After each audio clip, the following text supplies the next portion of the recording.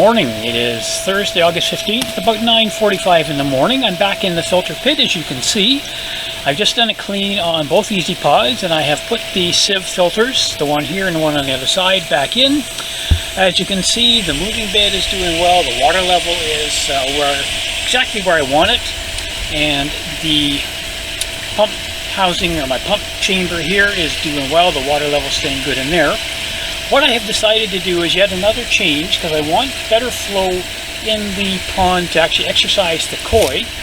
And what I was doing previously, you saw in my earlier video, is I had a pump connected to the line here, which was feeding here, going directly into the pond, down about 3 feet, and it was set on the timer, which is just right over here.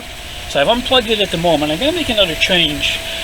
What I found is, although the pump was on a timer, when it did come on, the water level in the Easy Pods, in the moving bed, and in the pump chamber dropped significantly because it was drawing extra water through by virtue of the fact that it had to move more water. So what I've decided to do is I'm going to physically put the pump into the pond, so that way the water that it's pumping will be directly from the pond. It won't be impacting the filter system at all. This is the pump that I was using in there. It's the same one I'm going to be using now, and this is the outlet here. The inlet is there, and this is the filter component, or the screen if you will, that's going to go, it fits over the front here, so that will prevent the fish from getting caught or any debris from getting into the pump. And then the pump itself, as I said, it's going to be mounted where the other pipe was in the pond. I still have it on the timer, so it'll run an hour, half, couple hours, 2 or 3 times a day. This was the pipe that was in the pond, and what I've done is I've modified it. As you can see here, I've taken a notch out of it, and that notch is going to fit right here on the pump. The pump will be secured to the pipe, and then the pipe itself will be secured into the pond via the elbow over there where it was previously. And my thinking is that with that in the pond, it will draw the water directly from the pond, pump it directly in the pond just to give extra water circulation. And because it's going to be in there, it will not be impacting the flow into the filters or into the pump chamber or moving bed in any way whatsoever. It should also give me better flow because it's not going to be having to go through a series of pipes. Now what I am going to be doing, and I will show you once I have that done, is this line here, which was sort of turned off at the moment. This is the feed that was coming from the pump I just showed you. This component of the pump line is from this valve here to this one is going to be taken out. And I can do that because of the nature of the valves here. Then the cord for the pump is going to be run through this pipe underground into the pond where the pump will be situated. Now, because there'd be no water running through the line itself, that's not going to be an issue. I have a fitting that I'm going to put in here. Although the valve is closed, there's still water being pumped up towards it. So I'm going to put a cap in here just to make sure that no water leaks through in the interim. And then next season, when I'm making my changes to how I'm going to have everything configured in the filter pit here, I will modify it by taking the valve fitting completely off and make some changes at that point. So what I'm going to do now is I'm going to get the pump connected to the pipe. I will show you that once that's done. Probably going to be using cable ties on there, possibly the clamps, the Jubilee clips. I have some that are large enough to fit it on there. I just want to make sure it's going to be held securely and it's not going to impact the fish in any way by them scraping themselves or anything on it. So I'm going to put the camera down now. I'm going to get working on getting that set up on the pipe. Once I have that done, I will get back out here to the pit and disconnect this pipe and then feed the cord from the pond underground through into here where it will connect to my power bar here. So I will be back with you in another segment of the video very shortly. Alright, I now have the pump attached to the piece of pipe that's going to support it in the pond. I did notch the pipe out, as I mentioned earlier in the video I was going to do. You can kind of see the notch there. It comes right along here. I've used 2 large Jubilee clips, Jubilee clamps, to secure it to the pipe, and they're wrapped in electrical tape to make sure they won't cause any injury to the fish. The cable ties that you see here and go through the pipe itself, also to secure it to the pipe. And I've also attached now the strainer on the end of the pump, so the fish, when they swim by, are not going to get caught on anything, and if there's any leaves or anything in the water, they will sort of bump against this, but they won't get sucked into the impeller itself. So this is the intake here, this will be the outlet, and this is going to be pointed in a direction along the pond wall to get the water stirring up. So what I'm going to do now is I'm going to go put this into place. I have taken some string and pulled it through the pipe to draw the cord through it, kind of fish it through. So I'll take you over and show you that in just a moment. And then I will get things attached and set up, and we'll give you a look at it once it's going. Alright, this is the pipe that the cord is going to go through to power the pump. It's going to run from the pump, which will be in the pond there, underground into my filter pit, and I'll show you that in a moment. And the pump will be secured on that pipe that I just showed you, attached to this and down into the pond. It's going to be pointing in the same direction that the water flow from the upflow filter is going to get like a current going around the pond. So you can see the string there just kind of loosely, and what I did is I brought it through the pipe. So I'm just going to get into the pit here, so bear with me for a moment. And the string that you saw a moment ago is right here. This is one I'm going to use to attach the cord and pull it through. This was the pump line that had been feeding that tube. As you can see, I've taken the component out between here. The valve is closed. I've cut this off because water is still pumping into this part here, just by virtue of the way things are set up. This was the pipe and the non-return valve that was attached to that pump. So that will not be in use as of the moment anyway.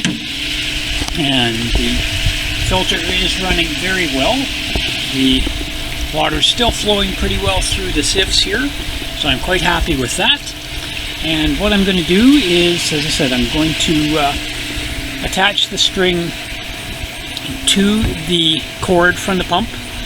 I will draw it through the pipe into here, and then the cord itself, of course, will plug into my power strip here.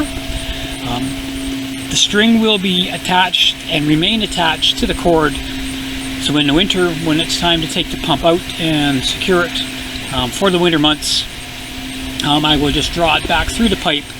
The cord will remain attached, as I said, and then that way it'll be ready for next season. So I'm going to go and get the cord through. I will show you once I have that done. Then get the pump in place, plugged in and running, and I will let you see that as well. So I will be back shortly.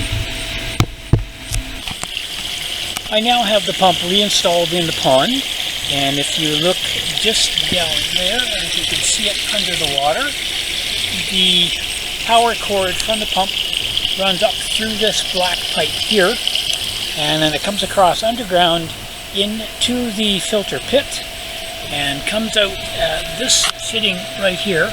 Now this is the one that I had shown previously in the video where I took the component out between this one and the other one. You can see there I've capped that off. It's plugged into the timer here. I have it set so it's going to run for an hour and a half in the morning, an hour in the afternoon, and then a half an hour after the koi have had their evening feed. They certainly seem to be enjoying it. I'm not sure if you can see it or not. You can see a bit of water movement on the top of the surface there that was not there previously. It seems to be working well. The fish have been swimming into the current, so I have a feeling that they are enjoying it, as I said. It's pointing in the same direction that the outflow from the upflow filters are, which is this one here. So it's going to create a motion going all the way around the pond and help direct the water towards the bottom drain as it circulates. You can see the fish are doing well, and they certainly do seem to like being out here and having that extra bit of current going for them.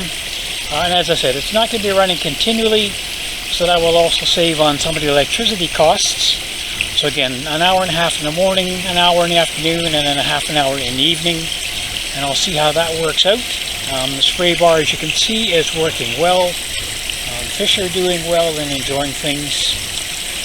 Those of you who may not be aware, have not already done so, please check out Mustang Koi Australia. Great channel. A fellow named Jens, who has that channel, shows some of the stuff he's doing with his koi in Australia. Now, he did install an aquascape power head in his pond recently to, again, get a bit of extra water movement in there to help direct some of the fish waste that was accumulating a little bit on the bottom. So the pump helps direct it towards the bottom drain. Now, that power head only uses 40 watts of power, compared to, I believe this is about 80 or 100 watts on this particular pump. So 40 watts obviously is significantly less than what this one is running, but he has this running 24 hours a day, where this one, as I said, is only going to be running intermittently for a total of about 3 hours a day. So power consumption is going to be minimal at best. So I'm going to keep it going at that, just to see how the fish are doing, how they enjoy it. And as I said, we'll definitely give them a bit of extra exercise here, and keeps the water moving, and you can kind of see the bubbles kind of moving in that direction as the water circulates around the pond. So it was a bit of a challenge getting the cord through the tubing because of the elbows and so on in there, but it does seem to be working well now. And by having that in there, I'm not impacting the water flow into the filters or from the filter chamber itself. You can see the easy pods are filled to the top as they're functioning here. The moving bed is working very, very well. Pump chamber is pretty much at its maximum height. It does go slightly higher when the pumps are turned off for maintenance, but it is doing very well also. So I think this is going to work out well. If things continue the way they are, I will make some modifications in the either in the spring or at the end of the season, as I said, to reconfigure the plumbing to accommodate UV units, and a single return line here to the pond, and then the one I just put in will be running all the time.